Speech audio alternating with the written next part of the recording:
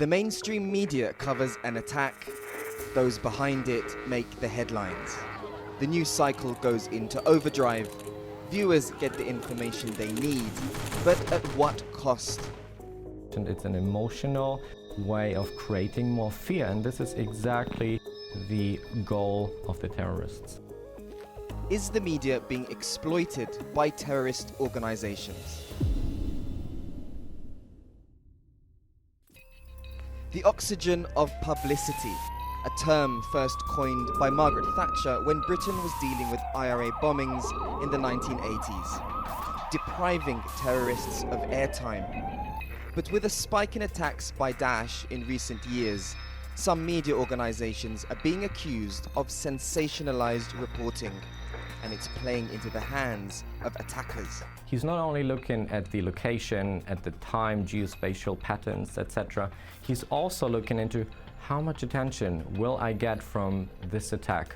So the more attention the media gives, obviously, the more attractive it is to conduct an attack.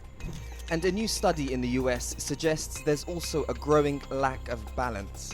It showed just 12% of terror attacks there were carried out by Muslims, but they received 5 times more coverage than those carried out by others. And there was a 449% rise in media coverage when the perpetrator was a Muslim. It's left news organizations with a commercial conundrum: avoid giving terror attacks too much play, or face losing out on viewer numbers, the very thing they need to survive.